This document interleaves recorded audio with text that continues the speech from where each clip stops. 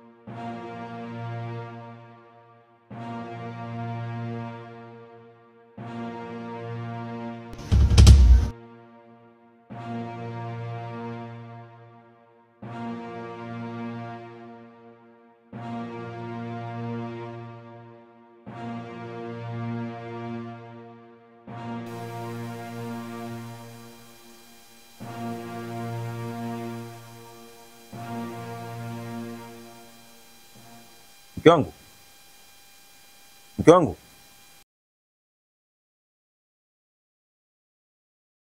Wakati nakuja hapa nyumbani, natokeza tu kwenye kona ile. Umeona kama kuna mtu anaishia hivi amevaa kama linguo leupe hivi hapa kama na maungaunga hivi, yani chizi. Sielewa ametoka huko ndani. Tu gani mimi nilikuwa nimelala ndani. Nimeona mtu anaishia hapo kwenye kona tena ametokea huko. Hamna mtu.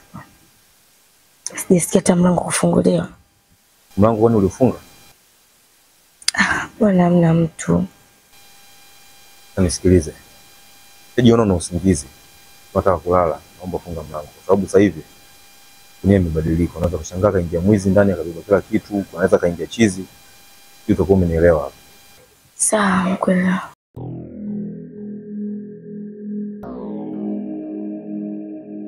Unajua yule pale chanzo cha mimi kunununia, mimi nilimkodishia lile shamba. Akaniambia kwamba atalipia kwa awamu. Atanigea nusu, nyingine atanimalizia. Kweli mara kwanza alinipa 100,000. Hela iliyobakia kila nikimfuata nakupa kesho, kila nikienda nakupa kesho. Mara mwisho nimeenda kwao pale, bwana nipe hela yangu. Oh, kama vipi basi chukua vitu manane ukauze. Ndugu yangu hayo sio mapatano. Wewe niambia hela unanipa kwa awamu, basi nimalizie hiyo hela, mimi na shida nayo. Subiria, kwa nataka hiyo hela, sio kitu, sio nini na nini. Sio kwamba mimi hela nilikuwa sina. Mimi nilikuwa nakujaribu tu. Sawa, nipe hela yangu. Aingia ndani, katoka na 90,000. Hela yako hapa shilingi 10,000 utanidai. Kanuni nakwambia. Kasema zote mdai chake waga anaonekana mbaya. Na ukitaka kuwa mbaya dai chako. Nimechukua ile hela mpaka leo nikionana naye aniongeleshi, nikimsalimia sasa. Yaani utasema kama yani sio nilimkosea kitu gani. Shauri yake atajua mwenyewe bwana. Lakini siku yako kumaliza. Yaani nikapigizana naye tena kelele kwa shilingi 10,000. Chana naye. Unajua siku zote mtu anapokuja kuomba msaada anakuja mikono nyuma. Ila akishafanikiwa jambo lake, waga kumbuki tena kile ambacho ulikifanya kwake. Basi mwakani hata usimkodishie tena. Nalima mwenyewe. Bora mkodishie ile mzee Kipunje kule chini.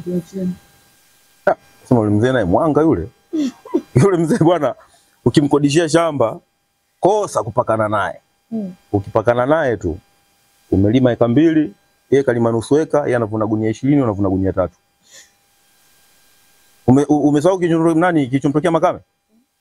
Sivyo hivyo alipakana naye. Kalima eka hizo 3. Yule mzee kalima nusu eka. Kilichotokea Makame kaudisha gunia 2 na baskeli, mzee kaudisha trekta. Bodi linarudi nyumbani. Mwanga yule Tundula. Acha kabisa.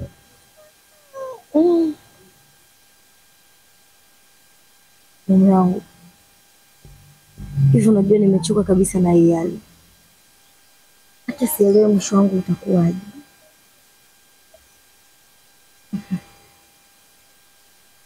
Nikwambie kitu mke wangu. Mimi mwenyewe hali yako inanivuruga sana. Yaani inanivuruga kweli. Mimi mwenyewe sifurahishwi na hiyo hali ambayo wewe unayo. Mimba miezi 14 mpaka leo. Ujifungui na kila tunapokwenda hospitali wanasema hakuna shida. Njia ziko sawa. Madripu ya uchungu umeshatukikiwa wewe, lakini kinachoendelea nini? Uchungu unakuja unakata. Unakuja unakata. Mama ulivyomwambia yeye kasemaje? Wewe mwenyewe ile kama ulivyokuwa wewe. Ananiambia tu niendelee kusubiri. Sasa mimba gani miezi 14? Basi turudi tena hospitali. Rudi hospitali? Umeshaenda mara ngapi hospitali umerudishwa?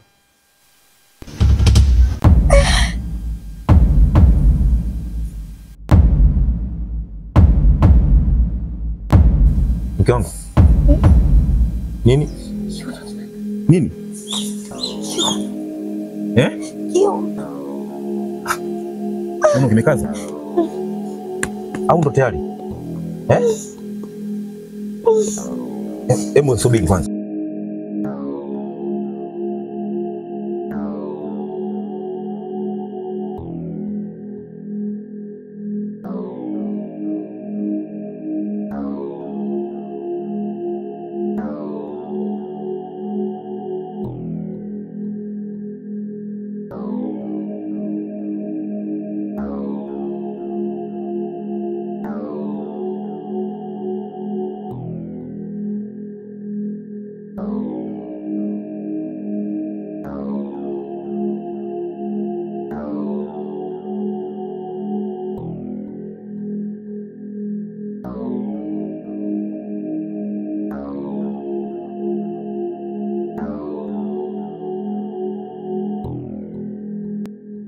Odi. Shangazi. Karibu.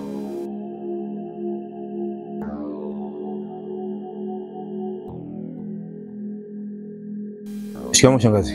Marahaba za huko? Safi. Mbona hivyo hai nini? Shangazi, hapa ninapokuambia nilikuwa nimekaa na mke wangu nyumbani pale. Kwa tunapiga story, sasa ghafla akaanza kulalamika kiuno kinamuuma, kinamkaza sana. Na tumbo hivi anahisi kama kuna kitu kinashuka. Sasa kama unavyojua hali ya mke wangu, ule ujauzito umekaa muda mrefu sana. Nilivyoona vile nikaona nije nikustoe shangazi, kama inawezekana twende kumsaidia kwa haraka sana. Sasa mwanangu, tunafanyaje hapa? Babako hayupo, ametoka. Kuna mzigo wake natakiwa nimwachie hapa ndio mimi niweze kutoka. Shangazi, kama unavyojua hali ya mke wangu ilivyo. Uchungu unakuja unakata, unakuja unakata. Nakuomba shangazi, nakuomba acha shughuli zako, twende kumsaidia kwa haraka. Alafu utarudi shangazi yangu, nakuomba sana. Basi sawa, nisubiri mwanangu. Haya.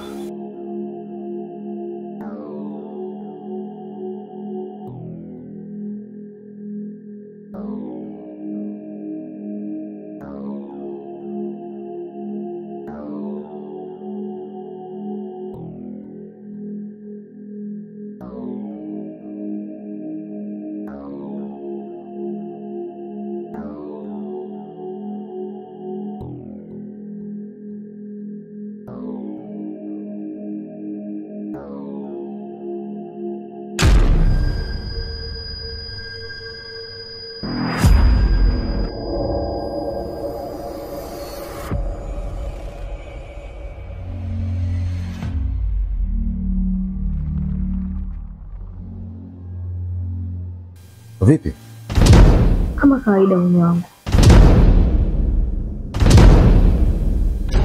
Sasa kuniambia uchungu umekata. Sisikii chochote wala sihisi chochote.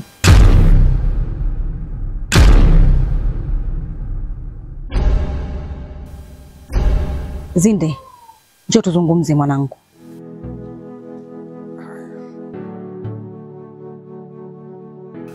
Nisikilize Zinde mwanangu. Hali aliyokuwa nayo mke wako sio hali ya kawaida. kwa sababu sisi wanawake tunabeba mimba miezi 9 tumboni, labda kama imechelewa miezi 10. Lakini sasa kwa hali alikuwa nayo mke wako sio hali ya kawaida. Sawa mwanangu, wewe ni mtu mzima sasa, unatakiwa uhangaike. Mkubwa akikwambia hangaika, nafikiri unajua. Sawa, umeoa mpaka mkeo ni mjamzito sasa. Kwa hiyo mkubwa akisema neno hangaika, hangaika. Si tumeelewana mwanangu eh? Shangazi, mimi nimekuelewa. Nimekuelewa sana kwa kina. Basi amini kuruhusu uende, kama kuna chochote ambacho kitaendelea mimi nitakuja kufuata. Sawa. Mimi acha niende mwanangu. Hali yote itakavyokuwa utanijulisha chapu, sawa? Haya.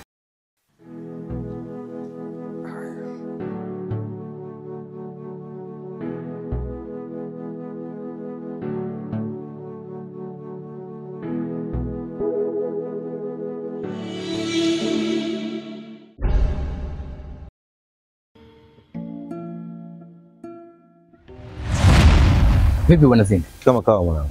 Unapotea nini? Tupo sema si unajua tena maisha yenyewe sasa hivi hayaeleweki haya. Au sio? Ah. Sema nini mwanangu? Unajua kwenye haya maisha tunatakiwa tuwe makini sana. Yaani umakini unatakiwa uwe wa kutosha, hasa kwa watu wetu wa karibu. Mimi nakuelewa sana Mtoro hicho ambacho unakiongea. Lakini sijaelewa bado unalenga kwenye engo ipi. Sababu leo nashangaa tu umekuja unaniongelea vitu ambavyo ni tofauti kidogo. Najua utanielewa. Na nina mengi ya kukwambia leo.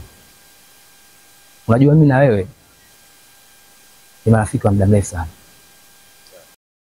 Na urafiki wetu mpaka sasa unaenda kwenye undugu tu.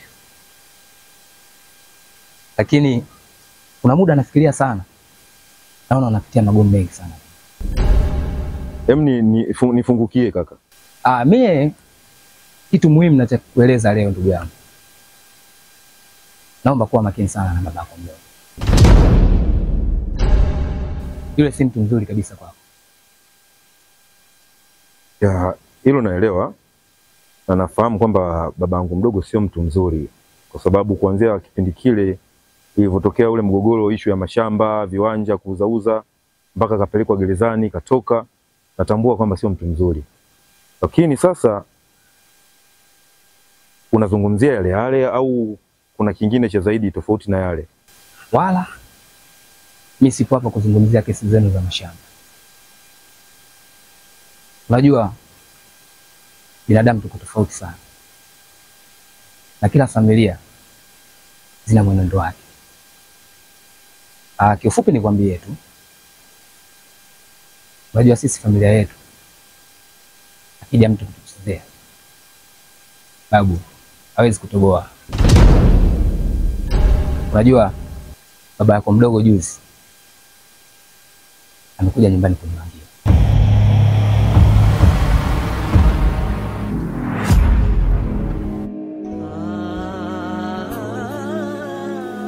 Babangu mdogo yani huyu baba mdogo Kesi au baba wangu mdogo yupi ambao unamzungumzia wewe? Ya. Yaani baba mdogo Kesi kaja kukuangia wewe. Kaja nyumbani kafanya mambo yake. Kahangaika. Anasa pale nyumbani. Mimi naamka asubuhi namkuta. Cha kufanya sasa nikatumia tu busara. Kwa sababu ya kulinda heshima yangu na yako. Nikamtoa na kumruhusu aende.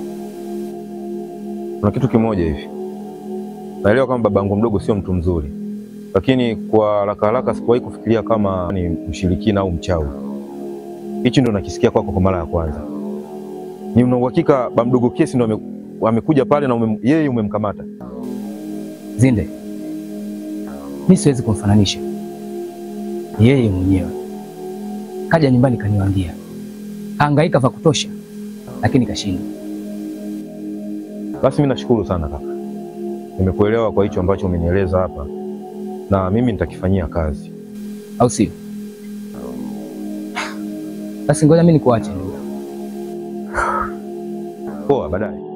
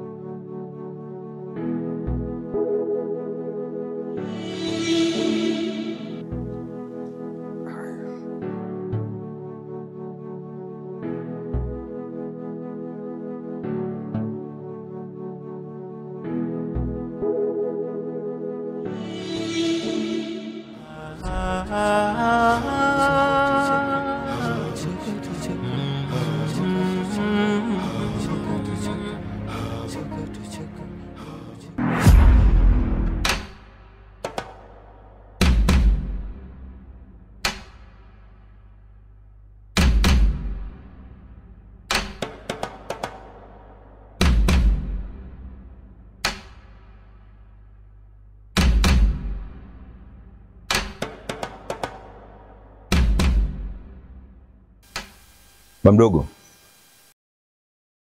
kwa nini unapenda kunifuatilia mimi na maisha yangu? Yaani maana yako nini sasa? Labda nikuulize, ni kipi hasa sisi ambacho tumekukosea mpaka unatufuatilia kwa kiasi hichi? Umetufuatilia sana na ikafikia stage unaenda hadi kwa waganga kwa ajili ya kupoteza maisha yetu. Ulifanikiwa ukampoteza dada yangu. Ulitaka kutusambaratisha wote, lakini ukashindwa. Nikajua kwamba baada ya kwenda gerezani ulivyotoka akili itakukaa sawa, au akili yako itakuwa imebadilika, lakini matokeo yake umerudi akili yako ndio inazidi kuwa mbovu. Mke wangu mimba yake ina miezi 14. Sio miezi ya kawaida kwa mwanadamu. Mpaka leo bado hajifungui. Kwa nini unapenda kunifuatilia? Au unataka nini katika maisha yetu? Haya, kama unataka kutua tuue basi. Au kama unataka kumpoteza mke wangu mpoteze basi, nijue moja umemuua. Kwa nini unakuwa na roho mbaya kiasi hicho? Kwa nini unakuwa na roho kama ya mnyama? Hauna huruma? Kama baba yetu kuna kitu ambacho amekukosea, ungesema tukuombe msamaha, au kama kuna kitu unamdai, sema tukuombe msamaha. Lakini sio kwa hicho ambacho unatufanyia. Sasa mimi sina mengi ya kuongea. Nimeshapiga sana kelele. Mke wangu ujauzito wake huu unaenda miezi 15. Ikitokea mke wangu kapoteza maisha au mtoto wangu, Bamdogo, utaniona mimi mtu mbaya. Tuondoke mke wangu.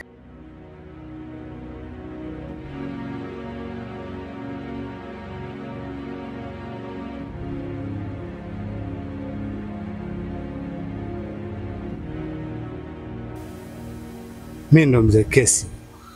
Na hapo ndo bado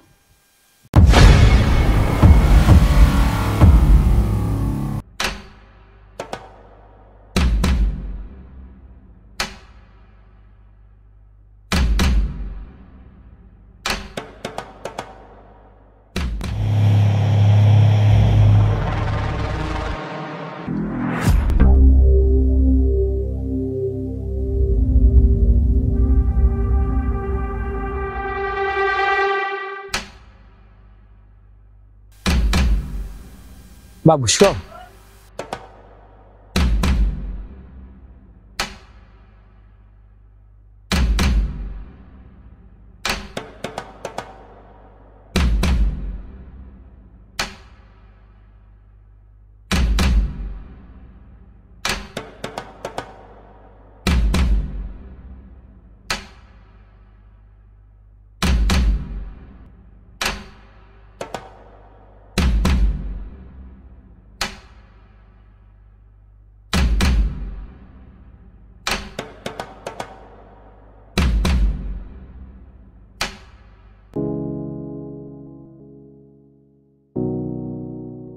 Nilivyoshuka stendi moja kwa moja nikaenda kule ambapo tulikuwa tunakaa mwanzo. Nimefika pale, bahati nzuri tu mlango nilikuta umefungwa. Lakini kama ningekuta wazi, moja kwa moja ningeingia ndani. Pole sana mjomba, na nisamee sikukupa taarifa hiyo kwamba kule nimehama. Mjomba bwana, pale mimi nilipauza, na sababu ya kuuza pale kutokana na changamoto ndogo ndogo. Kama unavyojua nilipokupigiaga simu nilikwambia babu yako mimi bado alikuwa anaendelea kunisumbua kuhusu yale maeneo. Na mimi nikaona ili kuepusha hayo yote, nikauze pale nitafute eneo lingine niweze kujenga na kujistiri. Na hapo unapopaona ndio eneo ambalo mimi nimejenga. Na wapangaji kama wawili ambao wananipa 200-300 endapo siku nikikwama. Vipi lakini maendeleo yenu pamoja na shangazi mjomba? Kama nilivyokuambia mjomba, hapa ni salama lakini sio sana. Shangazi yako hali yake sio nzuri. Pindikeni nilikupigia nikwambia shangazi yako ni mjamzito na anakaribia kujifungua. Lakini mjomba, ninavyokuambia mpaka leo hii shangazi yako bado hajajifungua na mimba yake na miezi 14 inaenda miezi 15. Sasa hichi kitu mimi kinanichanganya mpaka dakika hii. Inakuaje mpaka inakuwa hivi? Na nimempeleka hospitalini, wanamfanyia vipimo, wanasema njia ziko sawa. Kwa hiyo zoezi linakuwa ni hilo tu, tunaenda hospitali, uchungu unamshika, anarudishwa nyumbani. Kwa hiyo uchungu unakuja unapotea, unakuja unapotea. Madaktari walishauri kwamba tumfanyie operation, lakini shangazi yako swala la operation hakulitaka kabisa. Basi ikawa hivyo, mchezo wetu ni kwenda hospitali, uchungu ukimshika, ukikata tunarudi nyumbani, tunaenda hospitali, tunarudi nyumbani. Mpaka leo hii ninavyokuambia shangazi yako yupo na hapa amelala ndani ajisikia vibaya. Sasa hii inawezekanaje mjomba? Kwa sababu mimi nakumbuka ulinipigia muda sana kwamba shangazi anakaribia kujifungua. Sasa inawezekanaje mpaka leo shangazi hajajifungua? Mimi kuna jambo ambalo na alihisi, na licha ya kuhisi pia kuna mtu alishanifuata, kuna kitu amenieleza. Kuna rafiki yangu mmoja hivi nilikutana naye akaniambia kwamba babangu mdogo sio mtu mzuri. Na nilipojaribu kumuuliza kwa nini, akaniambia kwamba bwana, babako mdogo nimemkamata, alikuja kuniwangia. Kwa hiyo mjomba, kifupi kwamba babu yako ameingia kwenye masuala ya kishirikina, yani ni mchawi. Na kama kweli baba mdogo Kesi ni mchawi, na kwa jinsi anavyotuchukia, basi mimi nahisi moja kwa moja yeye anahusika kwenye swala la mke wangu. Unajua mjomba, mimi wakati nakuja nimekutana na babu hapo njiani. Na nilijaribu kumsalimia kwa sababu unajua ni muda mrefu sana hatujaonana. Lakini hakuniitikia, zaidi tu ya kuniangalia jicho kali sana. Sasa nashindwa kuelewa haya mambo bado anayo tu. Mjomba, babu yako zile tabia zake hawezi kuziacha. Na hawezi kutupenda hata kidogo. Kwa sababu kipindi kile tulifanikiwa kumdhibiti na mpaka ikafikia hatua akaenda kufungwa. Mtu wa namna hiyo mjomba hawezi kutupenda hata kidogo. Kwanza moja, tulikwamisha mambo yake ambayo yeye alikuwa anayategemea. La pili, tukafanikiwa kumdhibiti mpaka ikafikia hatua akaenda kufungwa. Hivi unadhani mtu kama huyo atakupenda? Hawezi kutupenda. Na kwa hicho ambacho kimetokea mimi nilimfuata. Nikamwambia baba mdogo, mimi najua kila kitu ambacho unakifanya. Na endapo kitokea mke wangu, mwanangu au wote wakapoteza maisha, basi utakuja kuniona mimi ni mtu mbaya. Nimemwambia ukweli. Basi mjomba, mimi nikutoe tu wasiwasi. Maadamu mimi nimefika, basi kila kitu tu kitakuwa sawa. Usio na wasiwasi tena.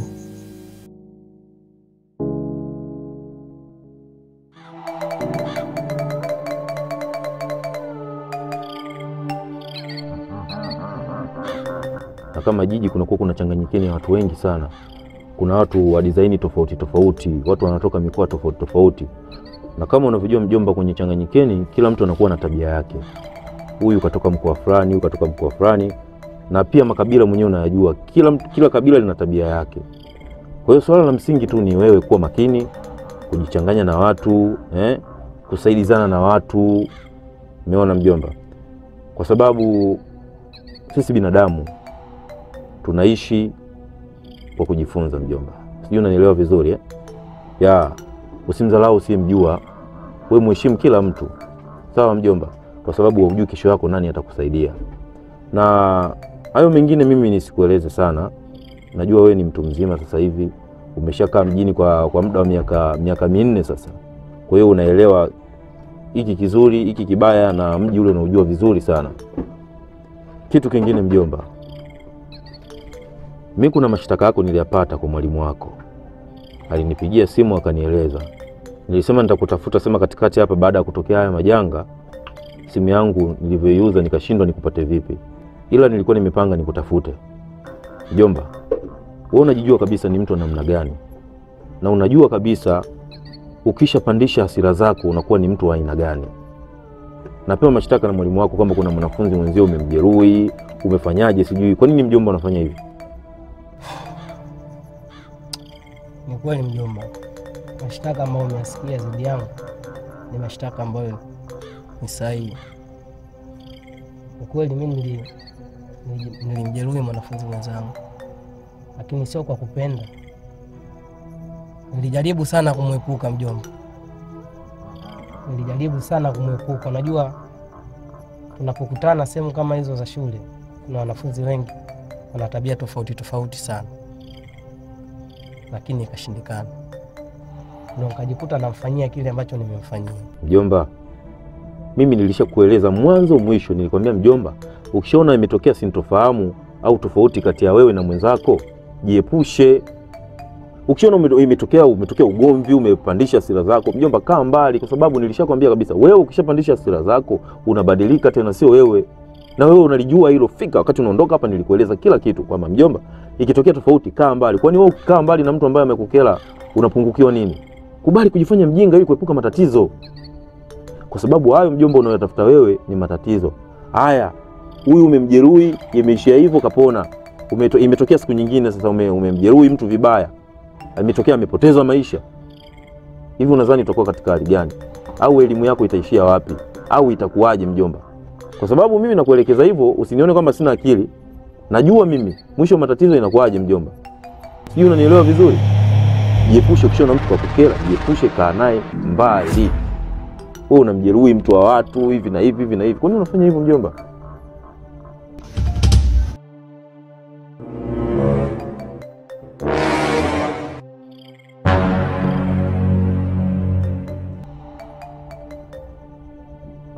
Ubariki. Mjomba.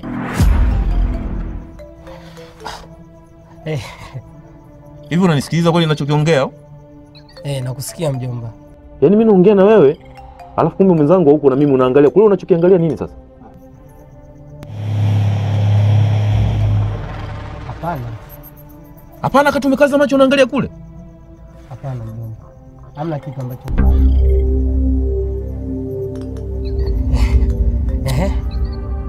Yaani mimi muda wote naongea kumbe naongea peke yangu. Sasa alikuwa anaingilia huko inatokea huko. Bariki. Sawa, sasa umenielewa au hujanielewa utajua mwenyewe. Maadamu sasa hivi ni mtu mzima, una akili timamu. Kila ninachokiongea unakijua kizuri na kibaya. Sasa ukatoka hapa ukaenda tena kufanya madudu yako huko, ni wewe mwenyewe. Mimi natoa pesa na kusomesha, tumeuza mashamba mwenyewe unajua kabisa kwa ajili wewe uende ukasome ili mwisho siku ujisaidie wewe na maisha yako, au mwisho siku nisaidie mimi. Lakini unapokuwa unafanya vitu ambavyo vieleweki, mimi nakuwa sikuelewi mjomba. Sijui unanielewa vizuri hapo? Nimekuelewa. Sawa. Ngoja nimwangalie shangazi yako ndani. Unajua tena hali yake.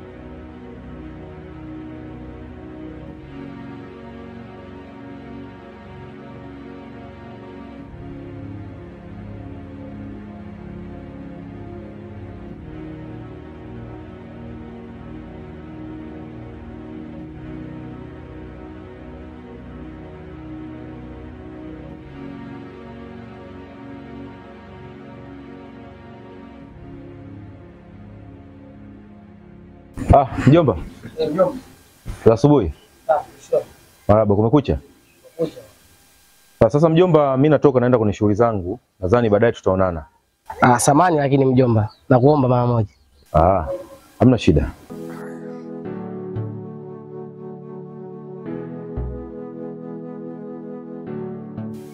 Bwana mjomba, mimi nimekuita kuna jambo nataka tuongee ambalo sio uzuri kidogo. Jambo gani tena mjomba? Mbona unanichanganya? Unajua wakati jana tumekaa pale tunapiga story usiku. Kuna kitu cha ajabu sana nilikiona. Lakini sikutaka nikwambie sababu najua tu ningewashtusha wewe pamoja na shangazi. Ukiangalia shangazi yupo katika hali yake ile aliyokuwa nayo. Nikasema ikifika asubuhi nitawaambia mjomba. Niambie mjomba, nini shida, yani kuna tatizo gani? Mjomba, kuna vita. Kuna vita kubwa sana mjomba. Unajua wakati jana tumekaa kuna kitu cha ajabu sana kilipita. Kwa nilivyokitazama tu ule ni mzukule mjomba.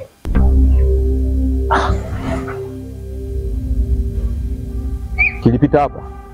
Kilipita hapa. Mzukule? Mzukule ndio. Namaanisha ni mtu ambaye alikufa katika kifo cha kutatanisha sana. Alipita hapa nyumbani? Kapita jana. Kuna muda fulani ulikuwa umeniita sana. Nikawa nimeduaa. Nilikiona iko kitu mjomba. Sasa hapa mjomba, mimi naanza kupata picha. Unajua kuna siku nilikuwa natoka kwenye shughuli zangu narudi hapa nyumbani. Nilipoingia tu hapa nikaona kuna mtu kama ametokea hapa anaishia hivi. Amevaa manguo meupe, amepaka kama maunga hivi.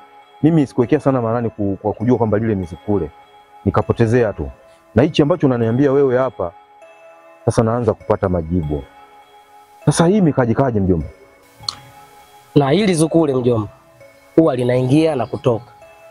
Hivi ushawahi kujiuliza kwa ajili gani unaikaga vyakula ndani unakuta vimepungua? Unachokiongea ni kweli mjomba, kwa sababu kuna wakati tunaweza tukapika chakula humu ndani tukukuta kimeliwa hapo tujui nani ambaye amekula. Wakati mwingine unga tunaweza tukajaza labda kindoo, unakuta umepungua na hatujawahi kujua kwamba ni nini ambacho kinafanya hivyo. Na hichi ambacho unaniambia hapa mjomba, nimeanza kukuelewa. Kwa hiyo inakuwaje mjomba? Mjomba, hii ni vita. Hii ni vita na ndio imeanza mjomba.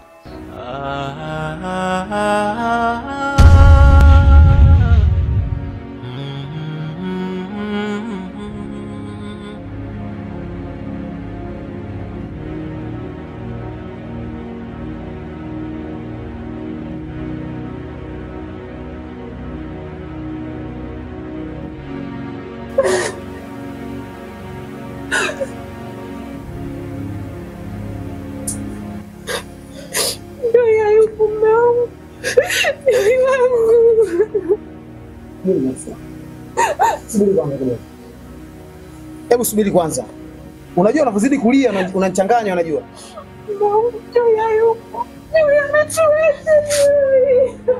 Sawa, hebu subiri kwanza tuzungumze. Eli imetuacha vipi? Ameenda kanijue kwamba yaani amefariki vipi? Unajua unanitumia message mimi sijaelewa message yako vizuri ujue. Nini chanzo cha kifo cha Joy? Mimi mwenyewe sijui chochote. Nashinda kuelewa hata imekuwaje, sielewi. Basi. Sasa.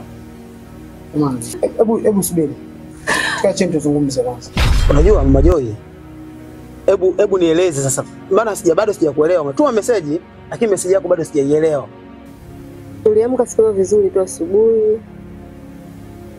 Joy akawa ameenda kucheza na wenzake huko nje. Baadaye akawa amerudi. Alirudi akaniambia mama, nasikia tumbo linaniuma. Nikamwambiaje, umekula nini? Kwa sababu kutoka alivyoamka asubuhi hakula kitu chochote. Ikabidi niingie jikoni nikakoroga uji nikampa. Baadaye akawa ananiambia kwamba bado anajisikia vibaya sana. Nikamwambia au ulikunywa maji machafu? Akasema hapana. Baadaye sasa nikapika chakula cha mchana. Naenda kumfuata aje kula. Mtoto ameshindwa kula. Yaani kadri muda unavyozidi kwenda, mtoto wale kazidi kuwa mbaya. Nikajitahidi kumpa dawa, kuna dawa nimeenda kumchukulia hapo dukani, kuna zingine zilikuwepo ndani nimempa, lakini hazikuleta mafanikio. Unajua Mama Joy, unavyozungumza, yaani unazungumza kawaida sana unajua. Wewe unajua jinsi gani tulivyomtafuta yule mtoto? Tumezunguka kwa waganga wangapi kumtafuta yule mtoto? Leo hii kirahisi tunaniambia mwanangu amefariki. Amefariki vipi? Yaani haya maswali unayojiuliza wewe, mimi pia nimejiuliza hivyo hivyo. Mtoto ameamka asubuhi. Nimeshinda naye siku nzima. Mwanangu bora hata angeumwa nikajua ameumwa. Lakini mtoto hajaumwa. Mwanangu amekufa mikononi mwangu nikiwa namuona. Mimi sijui shida iko wapi. Maumivu ninayojisikia hakuna mtu hata ambaye anaweza kuyajua. Sasa amekufa vipi? Inawezekana mtu ametoka nje mara moja kwenda kucheza akarudi, tumbo limemuuma amefariki. Inakuwaje mtu anakufa kirahisi namna hiyo? Hapana, haiwezekani. Hiyo haiwezekani. Hapa kuna mchezo tunachezeana hapa. Yaani hiyo haiwezekani, hapa kuna mchezo tunachezeana. Unamaanisha nini kusema hivyo? Nakwambia hivi, mimi nilishajua tatizo liko wapi. Sasa subiri. Mume wangu, labda tu ni mpango wa Mwenyezi Mungu. Huwezi jua, labda ndo siku zake zilitimia, lakini nashindwa kuelewa kama kweli siku zake zimetimia, kwa nini imekuwa haraka namna hii? Kwa nini? Huu sio mpango wa Mungu. Huu kuna mpango wa mtu umefanyika hapa. Tuanzie kwanza kule kulima. Mbona bwana, tulime tutoka hata ingwe moja pale. Afu tuje kuyazoa haya tupige moto kabisa. Yaani jua likizama tu tuyachome haya ndio turudi nyumbani. Hivi mume wangu, yaani kabisa umeongea kabisa huko hapo umesema hivi ukaanza kulima kule tutoe nguo ya kwanza ukashika tena nyingine ya pili kule utoe. Hizo nguvu unazipata wapi? Sasa sikiliza nikwambie kitu kimoja. Sio lazima na wewe mpaka wewe umalize. Yaani hapa nipe tu kampani tu. Hapa tulime mpaka hapa, hata kama ukikaa chini basi mimi nitakuja nimalizia kuzoa. Afu jamaa naye Feka yani hapa sielewa kabisa, sio kafeka vipi tu hapa. Yaani baadaye wewe mwangu kulalamika hauishiwi. Yaani kila saa unalalamika. Huyo panga ulimchukua mwenyewe na nilikwambia panga sio mfanya kazi. Ukasema huyo panga mimi namwamini anafanya kazi vizuri. Umeona alichokifanya?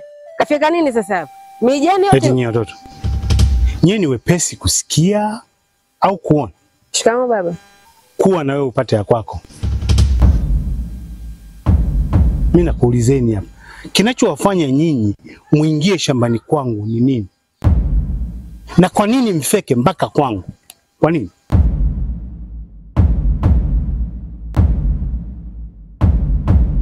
Mzee. Lakini mzee wangu mbona unifatafata sana mimi kwenye maisha yangu? Kwa sababu ili swala si limeshaisha. Sasa imekuja mwenyekiti hapa ameweka kila kitu, amesema kwamba hii ni baadhi ambayo umepanda wewe hapa ndio utakwenda mwisho. Yaani hata siku mbili hazijafika mzee wangu tena unakuja tena kulizungumzia swala hilo tena. Kwa hiyo ndio amekupeni kibali cha kuingia mpaka ndani kwangu, mpaka shambani kwangu. Lakini mzee wangu, siku ile tumekuja na mwenyekiti na kuna sheria zimewekwa na kuna mipaka ambayo imewekwa pia na serikali. Sasa leo kwa nini unakuja hapa unasema kwamba sisi tumeingia kwenye eneo lako wakati wewe ndio kila siku unazidi kwenye mipaka ya wenzio? Shida iko wapi? Kwa hiyo mimi sina macho. Kwani nyinyi shuleni mlipata tabu sana eh? Mlikuwa wa mwisho nini nyinyi? Mwenyekiti kawaambieni kabisa mwisho huku msiende kwa mzee. Nyinyi bado mnakuja kwangu. Maana yake nini? Unajua mzee wangu, mtu anakuheshimu lakini wewe unashindwa kujiheshimu. Sawa? Kwa sababu ukiangalia tokea kule tunaumbana mimi na wewe. Sawa, unasema kwako napiga hatua mbili na kuacha. Kwako unapiga hatua mbili mpaka sasa hivi nikaona kwamba mimi na wewe ili tuende kwa mwenyekiti ili aje kutuweka katika hali nzuri hapa. Juzi tu mwenyekiti akatoka kutuelekeza sasa hivi mzee wangu. Leo hii tena unakuja mzee wangu. Mbona unifatafata sana, una shida gani lakini mzee wewe? Wewe unatafuta mimi kitu gani? Hebu niambie kitu gani unachonitafuta? Yaani naamini kweli mtoto wa panya ni panya. Mtoto wa panya lazima awe na mkia kama panya mwenyewe. Wewe kilia kama babako. Hivyo wewe baba yako ndio alikwambia ufike mpaka kule mwisho? Wewe kilia kwa mbona mbovu? Tokea kule na kuachia hatua mbili naondoka na hatua mbili naondoka. Mzee wangu mimi amefariki hapa, ameniachia eneo hili hapa lote kuanzia kule mpaka huku. Lakini wewe umenifuatafuata wewe mpaka huku nimekuachia wewe. Mbona unifuatafuata sana mzee wangu? Kwani shida nini wewe? Mbona unifuatafuata sana? Unajua kuna vitu vingine mzee wangu mimi nakuja. Wewe. Acha nimpige panga ulimuue kama vipi huyu? Wewe mtoto.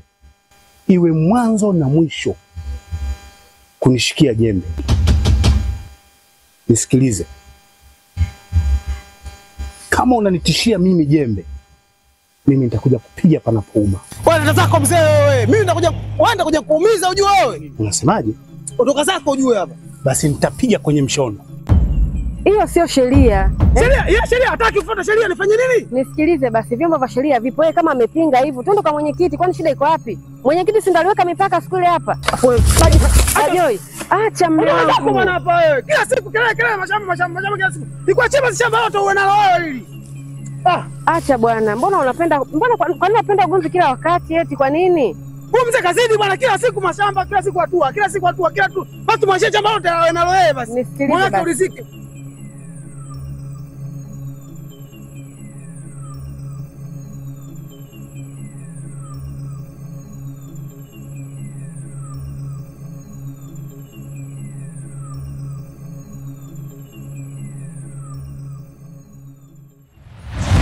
Nishajua. Subiri hapo hapo.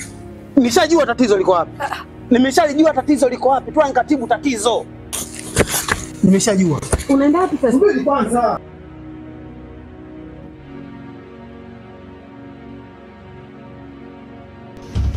Bajoi.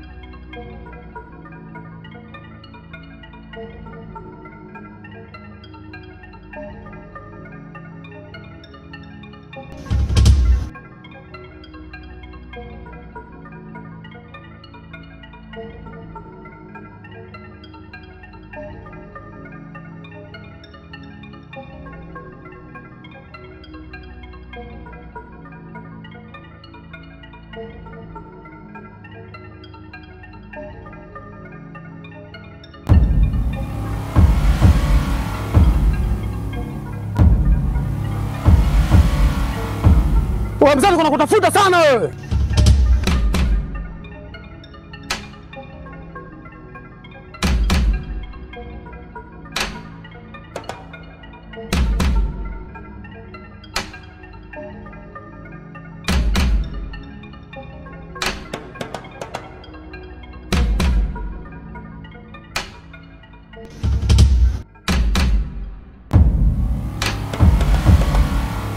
Uko wapi sasa?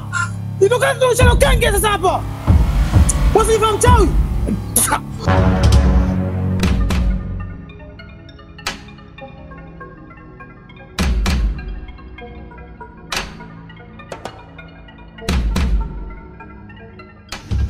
Nisikilize kwanza mume wangu, una shida gani wewe? Unataka ukamule mzee watu ili ukafungwe?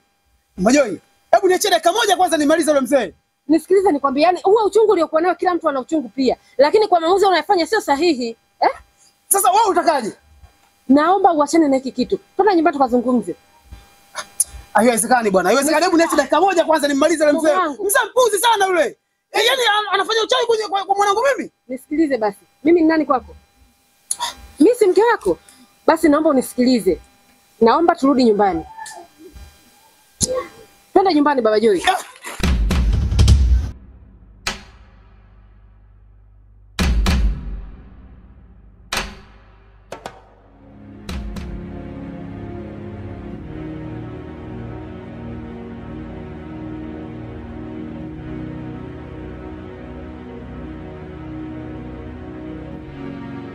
Mume wangu, hivi una shida gani wewe? Haya sasa ungekuwa umempiga pengo ile mzee watu ukamuua. Yaani ungeniacha nimalize shughuli mimi. Utotote na masuala kibongo ya kipumbavu rafiki yangu. Mtoto mwenyewe ndio yule nilikopo naye mimi. Nisikilize kwanza. Tafadhali naomba unisikilize. Najua una maumivu. Na mimi pia nina maumivu kwa sababu Joy pia ni mtoto wangu, sio mtoto wako peke yako. Hebu jaribu kujifikiria hata mara mbili. Sasa hivi ungekuwa umempiga yule panga mzee watu wamekufa. Serikali ingekuacha. Wewe unafikiri serikali inajua uchawi? Hivyo Majoi, alichofanya yule mzee umeona kitu sahihi sana Hivyo mtoto wangu mimi nampenda ndio yule anamchukua yule mzee. Yule mzee ndo kamuua mwanangu. Nisikilize mume wangu. Hakimu wa kweli ni Mwenyezi Mungu peke yake. Yaani kama kweli hiki kilichotokea ni yeye ndo amefanya, basi atalipwa na Mwenyezi Mungu. Na usije ukasubutu hata siku moja unyanyua mkono wako kwenda kumzuru binadamu mwenzio. Mwanangu nimemzika juzi na wewe leo unataka enda ukafungwe kweli? Unataka mimi niishi vipi lakini? Hebu niache dakika moja kwanza nikamuonyeshe yule mzee. Mimi nakwambia niache dakika moja tu. Dakika moja tu nikampiga tatu mpanga la kichwa kwanza. Mimi naomba kasikia ni kuhusu mwanangu unajua hilo. Mume wangu, yaani haya maumivu unayopata wewe ndio ninayopata mimi.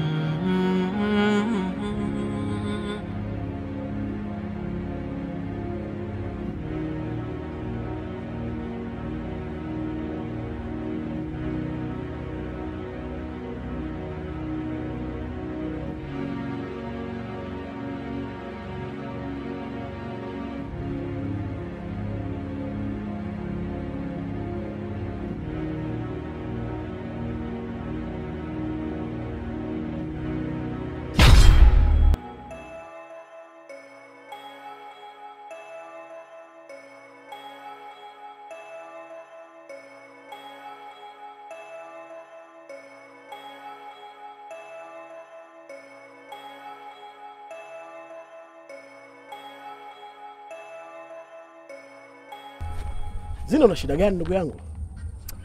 Sijakuelewa bado Bigi, una maana gani? Na kuona unazurura tu mtaani. halafu kabisa unajua nyumbani kwenu kuna matatizo. Brother, uko serious kweli? Ina maana hujui kilichotokea kaka? Kaka, hem nisikilize kwanza. Yaani nazulula ni kivipi? Mimi nipo mtaani yeye nakula raundi, yani shida nini? Yani sijaelewa bado, yani unamaanisha nini? Zinde ndugu yangu, unajua kila kinachoendelea nyumbani kwenu Zinde. Wewe sio kuacha watu wamejaa nyumbani kwenu mpaka dakika hii. Wewe uko huko barabarani unazulula kaka. Sio sawa unavyofanya. Una shida gani ndugu yangu? Bigi, hebu nielezee. Mimi sina shida, pengine wewe ndio una shida. Mimi nina matatizo gani? Yaani shida ni nini? Kwa hiyo ina maana wewe hujui kinachoendelea nyumbani kwenu.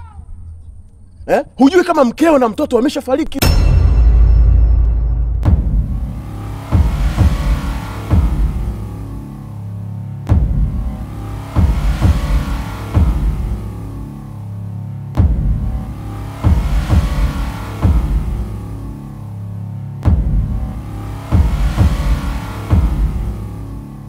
Unazurula ndugu yangu sasa hivi kweli? Wewe wa kuzurula hapa sasa hivi nyumbani kwenu umeacha matatizo? Uko serious kweli brother? Mke wangu na mwanangu wamefariki? Ina maana wewe hujui?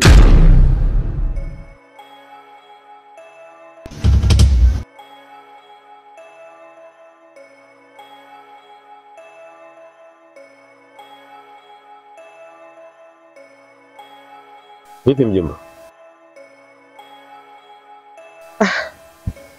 Yaani mjomba, nimeota ndoto ambayo sio nzuri kabisa. Na hii ndoto inamaanisha bado tuna vita kubwa sana mbele yetu. Ndoto gani? Nitakwambia tu mjomba. Mjomba, unajua ushaanza kunichanganya tayari. Alafu unaniambia hivyo kwamba utaniambia ndo kabisa, unazidi kunipa mawazo. Wewe sio na wasiwasi mjomba, nitakwambia.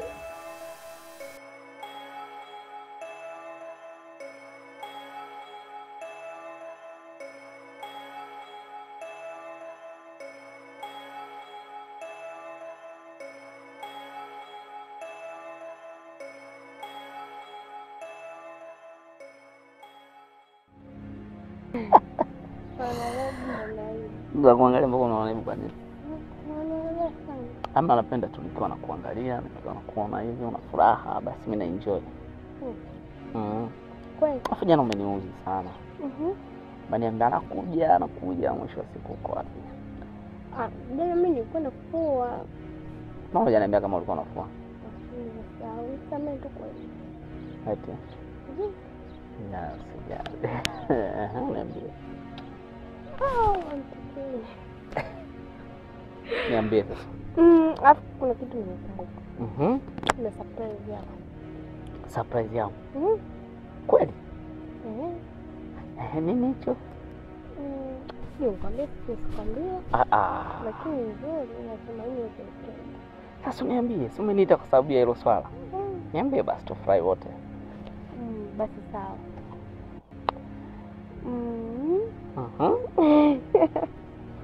Niambie bwana. Niambie mama. Nakwambia. Abi. Ndio. Unatarajia kuitwa baba. Namaanisha na ujauzito wako. Hebu ngoja bwana.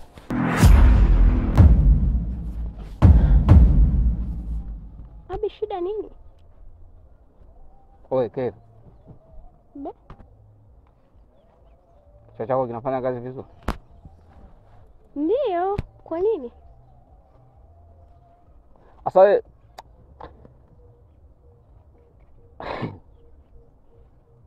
nishangaza wewe. Una mimba? Ndio, na mimba. Mimba yangu? Ndio.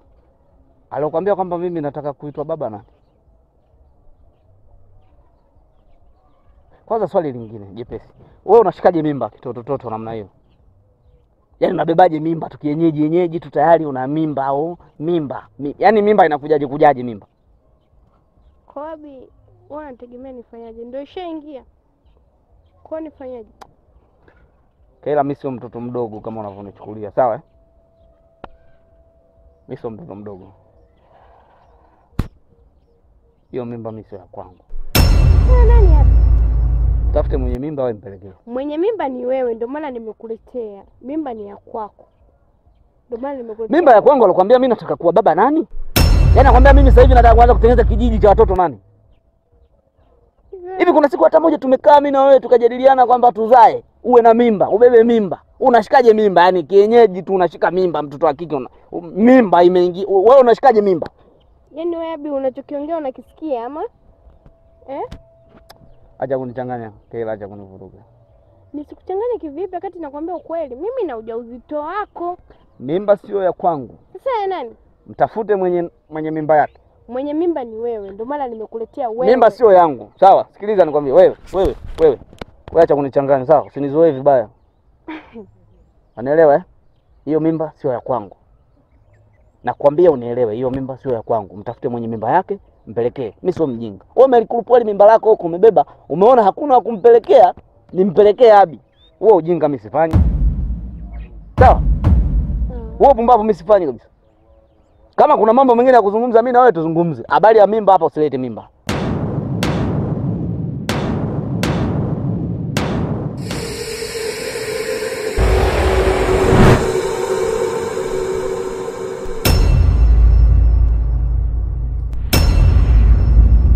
Babu.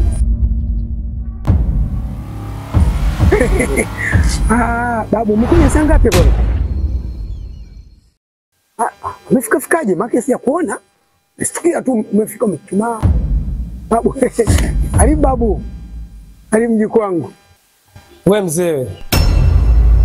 Leo nimekuja kistaarabu sana. Sitakuja tena kama nilivyokuja leo. Na lengo la kuja mimi hapa mzee wangu ni kukupa onyo. Hebu fungie ile mifugo yako. Mifugo? Mifugo gani tena?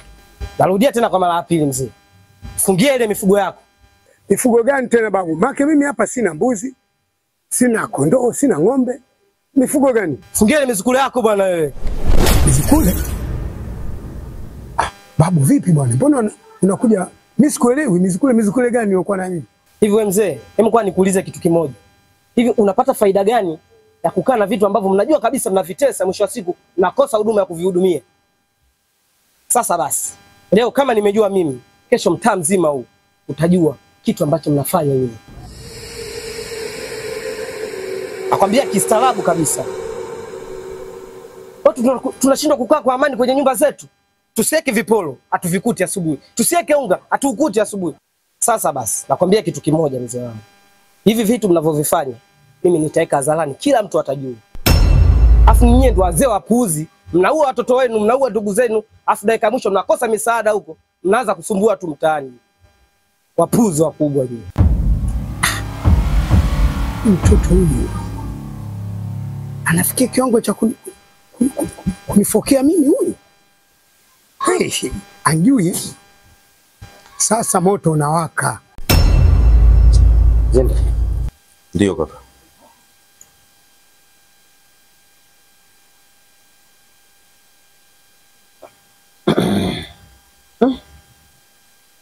Zenda.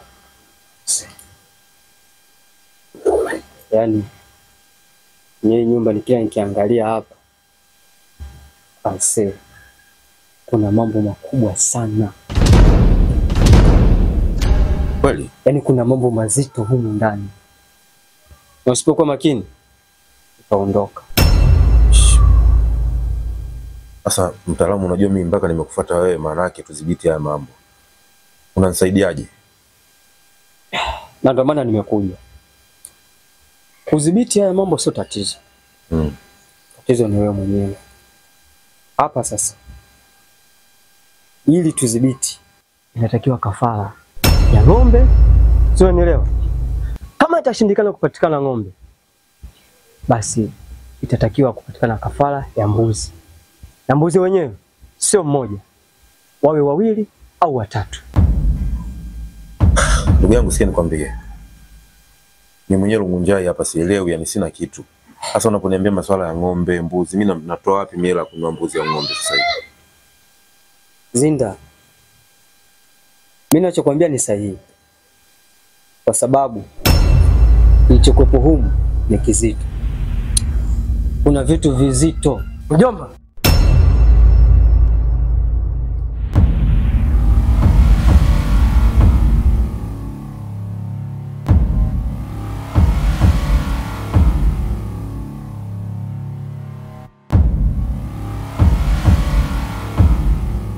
Nini hiki mjomba? Sikia mjomba, nikwambie. Kutokana na mauzauza ambayo yanaendelea humu ndani, mimi nikaona sio mbaya nimlete mtaalamu aje kudhibiti haya mambo. Naomba unisamehe sana mjomba. Sasa mjomba, mbona unapenda kufanya vitu bila kunishirikisha? Tulishakaa kukubaliana kabisa. Mambo yote yanayoendelea humu ndani niachie mimi. Sasa leo naenda kumleta mganga. Kwa nini sasa? Lengo langu lilikuwa ni zuri tu kumaliza tu mambo ambayo yanaendelea humu ndani mjomba. Yeah, tupo kwa ajili ya kumaliza tu, tunamaliza. Poa, sikia mwanangu. Hebu wewe nenda tu. Wewe nenda baba. Zinde. Vipi? Mtoto mdogo anakushikia akili wa mtu mzima? Sio kweli bwana. Sikia ndugu yangu. Wewe nenda kwa mimi nitakutafuta. Kwa hiyo sasa ile ya usumbufu, mjomba, hebu mwambie mtu wako aende bwana. Nimeshakwambia nitakutafuta kaka.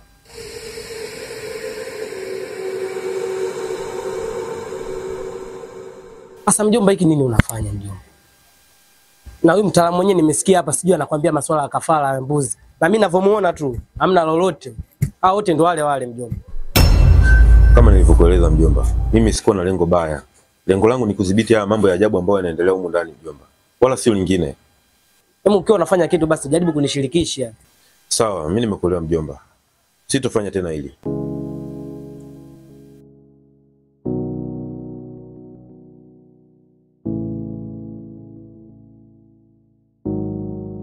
Mnaambia ndugu yangu. Sasa ndugu yangu. Mambo naenda. Tupo. Sijakuona juzi jana. Leo mshikaji kaenda wapi tena? Na harakati tu ndugu yangu. Au sio? Jana ile mpaka nikakupigia simu, kabla tuonane. Kuna story moja ngoja nataka nikupe. Story yenyewe unajua ni ya kipumbavu sana. Story gani? Yaani ni ujinga. Yaani mimi kwanza jana nilicheka peke yangu. Nikasema ngoja nimshirikishe na ndugu yangu kwanza tucheke wote. Maana ni vitu vya kipumbavu kabisa. Bwana, nimekutana na mjinga mmoja. Aliniita jana mapema tu. Wewe nataka tuonane. Kama kuna issue gani? Oh, na surprise nataka tu tuonane. Ambia poa. Kaenda kuonana naye. Sasa ujinga aloenda kunieleza. Ananiambia eti ana mimba yangu. Mimba yako wewe? Sasa ndugu yangu usawa huu anakuja kuniambia ana mimba yangu. Anachukulia mimi mshamba mjinga. Kaenda kuligongovali mimba huko. Kakosa kumpa aje aniletee mimi. Mimba yako. Kilaini. Kwanza yupi sasa unamzungumzia wewe? Huyu Keila au Asha sijui. Sijui Aisha sijui yule. Bora hata umemjua mapema. Huyo Keila huyo mtoto mjinga yule. Keila huyo ndo kaja na story, kaja na kituko hicho mwaka huu. Mbona mazito kama ndo huyu? Mazito wapi, mimi nishamaliza wewe. Kuna uzito hapo. Sasa kuna uzito gani wakati mimi nishamaliza naye? Unajua kwa nini nakwambia hivyo ndugu yangu? Yule mtoto baba yake ni mshirikina vibaya na anaogopewa sana. Mshirikina kweli ndugu yangu ninavyokuambia. Kweli? Ila sijui. Sawa. Lakini uhakika ile mimba yako wako au kakufia? Sio yangu, ndio maana mimi nimemkazia. Mimi namwambia hiyo mimba sio yangu. Nimemwacha analia jana pale. Oh, mimba yako wako, nataka nimpelekee nani? Sijui wewe ndio muhusika, si nini? Nimemwakia, nimemwamshia vibaya mno. Yeye mwacha, alafu mshamba tu. Yaani alivyo mtoto wake na huyo mzee wake ndio watakuwa washamba tu vile vile. Hawezi kunibabaisha lolote. Uchawi au wewe kwa mentali mwanangu. Mimi nakwambia ukweli. Mimi nimemkatalia katu. Yaani nimekataa kabisa ile mimba mimi sio ya kwangu. Nimwambia akatafute mwenye mimba yake, amkabidhi mimba yake waendelee na maisha. Si jana. Mimi habari za kipumbavu sasa hivi umri huu rafiki yangu. Maisha yenyewe bado ananisumbua, afu nianze sasa hivi kuwa baba eti unabeba pampasi unaita nyumbani sijui. Mimi nafanya hizo biashara mwanangu. Mimi mwenyewe naishi kama ndege. Leo nalala huku, kesho nalala huku. Sieleweki. Mimi naweza kunipagaisha. Mpaka hapo ndugu yangu. Nimemtoa mbio mwendo wa ngili mkia juu kinyewe nje. Kudadadeka. Kaambia hiyo mimba peleka kwa mwenye nayo. Mimi acha kunipagaisha hata kidogo. Mtoto nimwacha analia machozi kudadeki mpaka anataka kuzimia, mimi nikakimbia sana. Achana naye. Hapo ndugu yangu mimi sina cha kushauri. Sasa yule mimi naweka pembeni, nachukua Asha ngoma, mambo yanaendelea kama kawaida yangu. Mpaka pale umejichanganya. Sijawahi kuogopa uchawi na mimi nakwambia sijawahi kuogopa uchawi. Kama umejichanganya. Hamna kitu kama hicho. Tupo. Uchawi hauendi kama uchawi. Mimi mwenyewe ni rafiki yangu uchawi wewe. Uchawi, afu imani za kuogopa watu, unakuta uchawi wenyewe hana. Hapo anajitangazia jina mimi mchawi. Mchawi anajitangazaga bana apeleke upumbavu wake.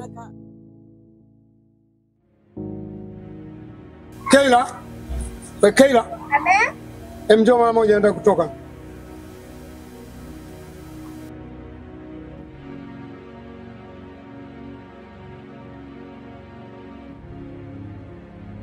Mama, nataka kutoka.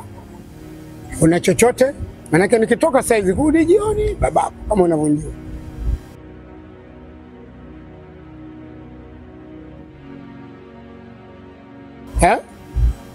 Sasa mbona unaitikia kwa kichwa? Unaumwa? Mbona uko sawa leo? Kuna nini mwanangu? Baba, mimi naumwa. Unaumwa? Unaumwa nini mwanangu?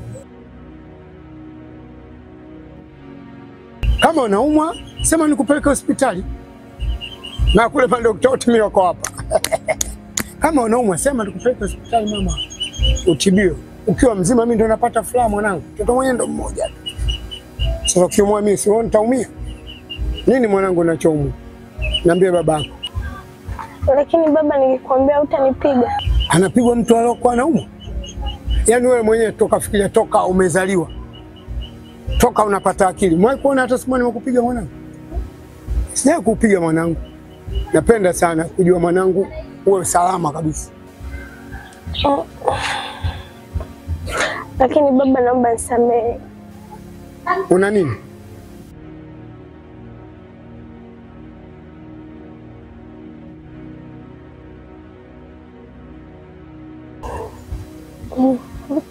Una mimba. Una mimba? Sasa mwali ugonjwa mwanangu. Mimba si furaha tu. Mwanzo nataka wajukuu. Si mtoto wangu kumbe amekuwa bwana mpaka una mimba. Alhamdulillah, namshukuru Mwenyezi Mungu. Sasa kama anapatikana wajukuu ndani kuna kwa yeke. Huyu anashika ndevu, kanishika babu. Sasa tunaona una mimba mama, mimi nichukie. Mimi siwezi kuchukia. Mimba ni ya nani? Hapo baba, sasa ndo kwenye tatizo. Tatizo la nini? Amekataa. Amekataa mimba ya mtoto wa banda. Mtoto wa banda anachua mimba afu mtu anasubutu kukata. Nani huyo mwenye nguvu kama hiyo? Kukataa mimba ya mwanangu. Nani? Abi. Abi yule mwenye ndevu? Ameikataa mimba.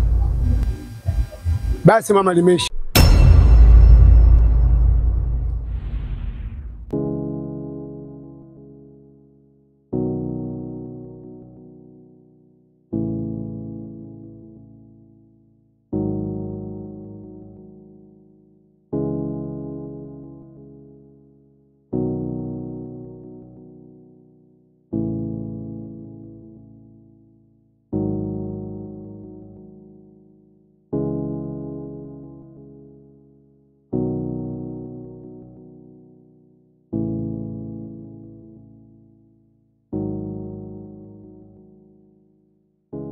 Simu yako inaita, alafu namba ngeni hajasiviwa.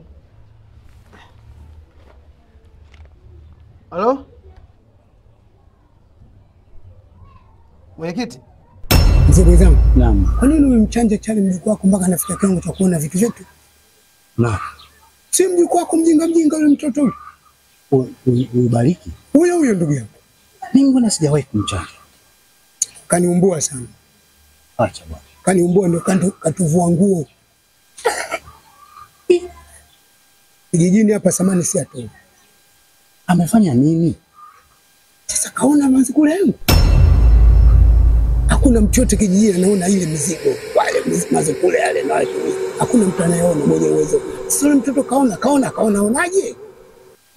Ndugu yangu nikwambie. Mimi sijawahi kumchanja Bariki. Na wakati Bariki anazaliwa, mimi sijaanza hii kazi. Unanielewa? Elewa. Na huyu Bariki yeye ndio chanzo cha mimi kwenda jela.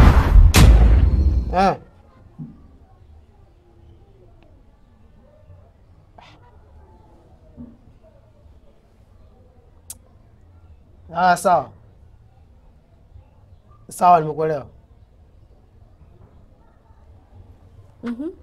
Wewe mwenyekiti anasemaje? Ananihitaji sijui niende, ana shida na mimi. Sasa mimi hata sijamuelewa kwanza yani. Umuelewi kivipi yani? Mimi simuelewi. Sasa napiga simu, bwana wewe njoo huku kuna mazungumzo. Sasa mimi na mazungumzo wapi? Mwenyekiti mimi sina mazoea naye. Awanipigia simu. Leo si namba yangu kapata wapi? Mpaka ananipigia simu. Nilikwambia mimi mambo mengine yakupani kisio mambo mazuri. Juzi ulitaka mkate baba watu napanga. Bwana kama mambo yenyewe ndio mimi siwezi kwenda bwana. Hapana, usiseme kwamba huwezi kwenda. Unajua mwenyekiti anakuitia nini? Mimi yule mzee yule mwenyekiti anamlea sana yule mzee. Na haya mambo ya rushwa mimi nakwambia. Inawezekana yule mzee anampa yule rushwa. Mimi nakataa kabisa. Yaani usiseme kitu kama hicho kabisa. Wewe toka hapa sasa hivi nenda kamsikilize mwenyekiti anasemaje. Unaweza kusema kwamba mzee Kesi ndio ameenda, kumbe sio mzee Kesi, kuna kitu kingine. Alafu kuonekana umeidharau serikali. Kwa hiyo cha msingi hapa acha tukupasua hizo kuni, nenda kwanza kamsikilize anasemaje. Kabisa. Mimi wale watoto niwachukia kweli kweli. Acha bwana wewe. Nakwambia hivi. Haiki huyu mtoto. Labda nikwambie. Huyu mtoto amezaliwa na nguvu. Ana nguvu kubwa. Unanielewa? Huyu mtoto alitembeza hati bila mganga kuikamata. Bwana. Unaona kwambia. Kwa hiyo kimsingi mimi nawachukia sana watu. Yeye pamoja na mimi. Sasa tuwafanyeje hawa? Mimi kama ni amri yangu, wao tunawaua tu hata leo tuwale supu. Kwani katika wajukuu zako yupi anayesumbua ndio huyu, bali huyo aliona mazukule yako. Kama ni amri yangu, leo hii wafe. Sawa, lakini acha kwa niendelee kidogo. Nenda sasa hivi. Yaani sema piga sasa hivi wewe hapa toka uende sasa hivi kamsikilize. Ana mazoea kunipigia simu mimi yule. Sasa si ndio kamsikilize. Kazi zake mangu wewe mbishi muda mwingine. Yaani ukiambiwa kila ninavyokushauri, haushauriki. Ana uwezo gani yule mtoto? Ana upeo gani wa kutusumbua kiasi? Unakumbuka yule mzee wa Minazi tulivyofanya miaka hii? Nimdondosha wima. Na mimi mbaya, unajua mbaya kweli? Mimi mbaya ndugu yangu, nitamharibu yule mtoto, ila nataka niongeze nguvu. Najua mtoto kama ulivyodai ana upeo mkubwa, yule kweli ana upeo mkubwa, atatusumbua. Na tutapata aibu kwa sababu sisi kijijini hapa watu wanatuogopa mzee. Mimi naenda kuongeza nguvu wallahi, na hapa yule mtoto mpaka nimdondoshe. Nakwambia hivi, mimi naomba ushirikiano mkubwa kutoka kwetu. Hakikisha hawa watoto tunakata kilimilimi chao. Mzee mwenzangu, mimi nasema hiyo imekwisha. Isipokuwa nasema hivi, nasisitiza. Usije ukaweka huruma. Nake mjukuu wako ujue. Sasa kama ningekuwa naweka huruma, ningekwambia yote hapa. Basi mimi nakwenda upande wa pili ndio kuongeza nguvu. Lakini tutaona, yani yule nikishaongeza nguvu sasa bwana tunamaliza. Kabla hajua kuzama, anakwenda na mtamkondoa.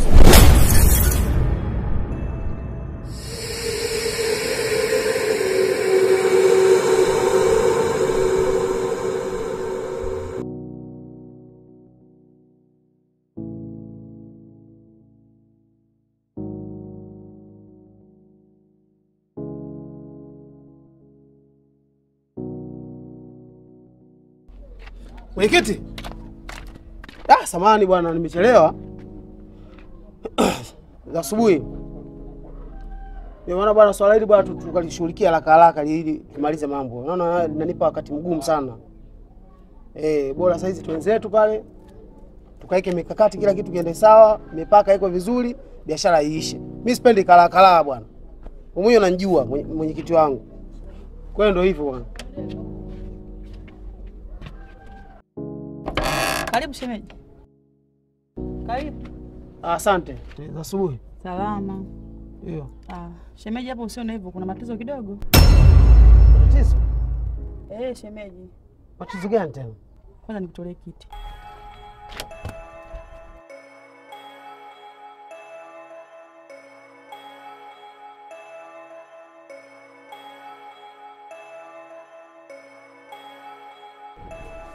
Shemeji, kana nilikwambia hapa kuna matatizo. Tatizo gani tena hilo? Na matatizo yenyewe toka jana mlivyomaliza kikao chenu jioni ile, tumekula vizuri, tumelala vizuri, na usiku pia aliamka akaenda uani. ila jana alisema na ratiba ya kwenda shamba. Alivyoamka asubuhi akavaa viatu vyake vya shamba vizuri, lakini ghafla nikamwona anaanza kupalamia vitu kama mlango hauoni. Nikamuuliza vipi mwenzangu? Nikaona kimya. Ikabidi niamke. Niamka vizuri. Namuongelesha, namuona mwenzangu kimya. Nikamuongelesha tena, namuona mwenzangu pia kimya. Baada ya kuwa aongei na kumwangalia vizuri pia na macho haoni.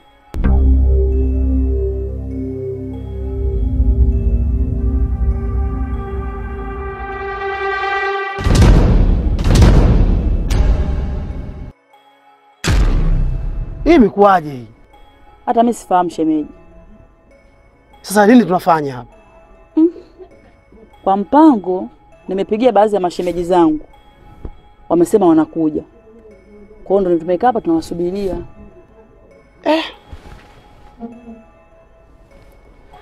Sawa, mimi nimekuelewa shemeji. Poleni sana. Asante shemeji.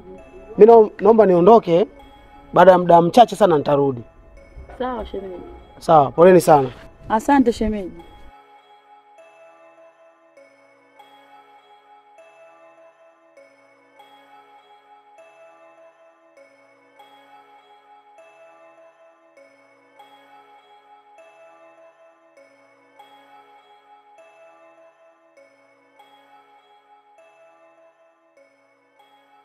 Mume wangu, usijali utapona. Mimi na imani hili swali ni muda mchache tu, kwa sababu ni ghafla tu. Sawa baba Ashura. Na kwa sababu nishapigia mashemeji wako njiani wanakuja. Wakishafika hapa, na imani swala litaisha. Sawa mume wangu baba Ashura.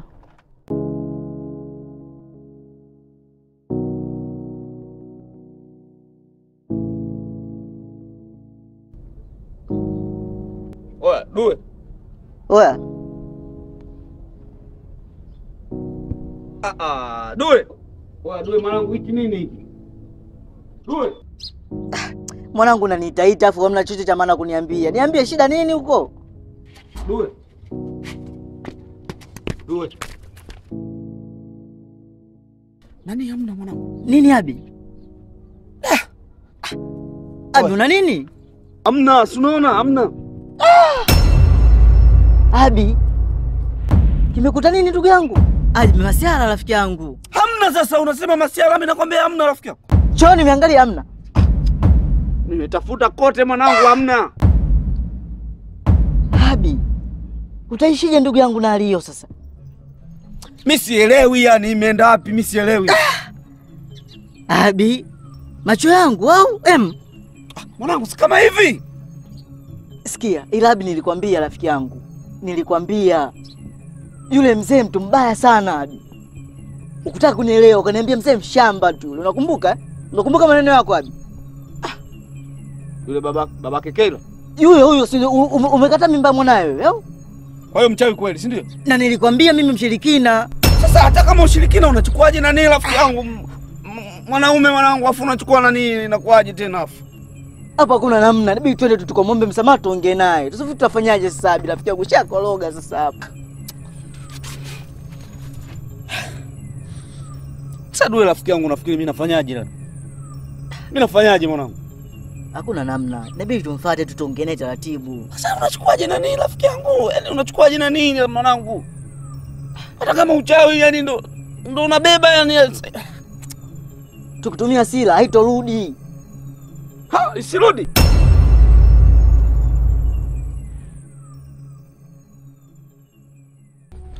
Unasikia Due? Sio kama mimi napiga kelele. Ushanielewa bwana? Mimi nataka nani yangu. Mimi nakaaje bila namna gani? Sasa rafiki yangu, twende tukaongee naye, sisi tunaenda huko. Sasa tunaenda mimi na rafiki yangu, yani mimi nakwambia mimi naenda kupigana naye yule. Naelewa ndugu yangu, naelewa unayoyapitia, lakini sisi twende tukaongee naye ataisha, yule atatuelewa tu. Bro nakwambia kweli mimi naenda kumuumiza yule mzee wako. Mimi nani yangu rafiki yangu mimi. Usitumie hasira ndugu yangu. Mimi natumia hasira mwanangu, mimi nakwambia namna gani? Nani yangu mimi kaje yani mwanaume afu unakuwa usilie ndugu yangu. Na tulivu namfaidisha nani barabarani ona sasa watu watakao tusikie rafiki yangu. Ila nilikwambia ndugu yangu, ila ndio hivyo ubishi bwana.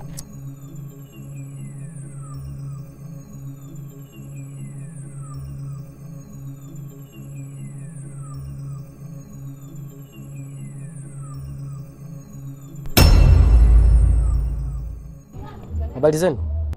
Salama. Kwa nini mnasema salama wakati mnaonekana kabisa mna matatizo nyinyi? Wewe nani kakwambia sisi tuna matatizo? Sisi hatuna matatizo. Mnakataa nini sasa? Nyinyi mna matatizo. Tatizo sisi hatuna. Matatizo yangu mimi makubwa. Kwanza umejuaje sisi tuna matatizo? Sikubali. Sasa sikia. Lengo la kuwasimamisha nyinyi hapa ni kutaka kuwapa msaada na kusaidia hapa. Lakini niahidi kitu kimoja blaza. Hautarudia tena hiki ambacho umekifanya. Kwa sababu leo mimi nakusaidia hapa, ila kesho utakufa kabisa. Ndugu wangu, mbona unaongea kama mkubwa? Wewe mkubwa? Hamna. Hebu njoo nikusaidie. Njoo. Abi, huenda kweli akawa ana uwezo wa kutusaidia. Wewe ujiulize amejuaje kama sisi tuna matatizo? Nenda, atatusaidia. Inarudi? Nenda.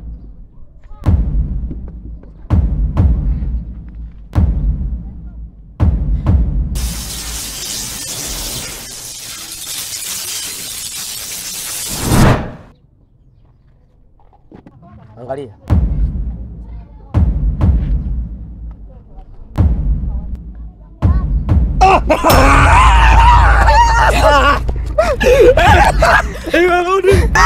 Adi, sema unaniacha ndugu yangu.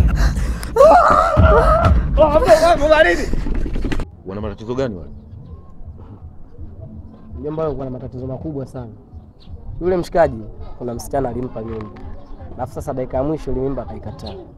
Ila baba yake yule msichana ni mtu hatari sana. Kwa hiyo akawa amemtoa sehemu zake za siri. Hapo unavyoniona nimemrudishia saa hizi. Sasa ndio hivyo mjomba. Dunia ina mambo sana.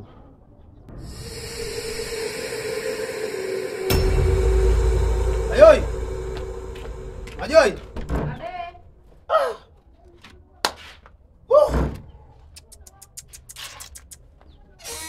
Mke wangu ukisikia dunia hii ndo leo nimekuja kushuhudia kwamba leo kuna dunia kweli, dunia nimeiona. Dunia duara leo ndo nimeona dunia duara. Unaangalia nini?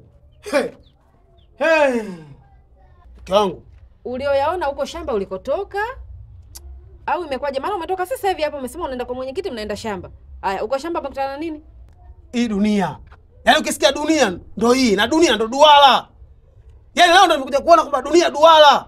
Shamba kunaendeka tena hapo. Hebu ujue usinichanganye wewe. Dunia duara sawa, dunia duara. Kila mtu anajua dunia duara. Uko shamba umeona kitu gani mpaka unakuja hapo umechanganyikiwa kama hivyo? Niambie basi na mimi nijue. Nimkwambia shamba kujiendeka. Hatujaenda shamba sisi. Sawa bwana, nimetoka zangu hapa mpaka kwa mwenyekiti mimi. Kufika kwa mwenyekiti pale namkuta mwenyekiti anatengwa nje. Mwenyekiti unavyoambiwa paoni wala hawezi kuongea. Wewe bwana muda mwingine muda wa kuwasili hizo unachukulia matani. Hebu acha kunitania ujue. Nakutania? Nachokwambia mimi namaanisha yani kwamba mwenyekiti anavyokuambia sasa hivi twende ukamwangalie kule mwenyekiti. Mwenyekiti haoni. Kwani alikuwa anaumwa?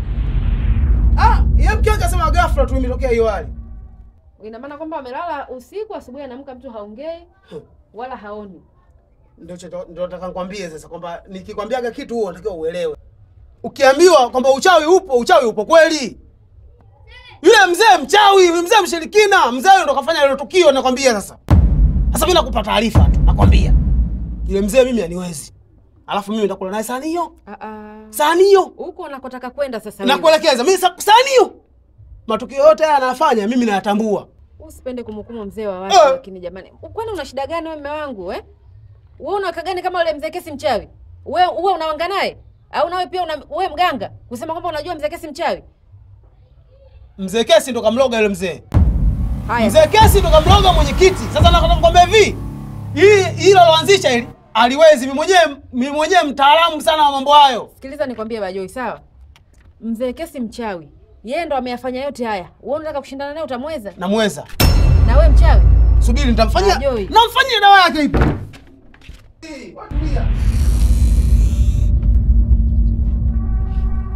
Wewe Bajoi wewe.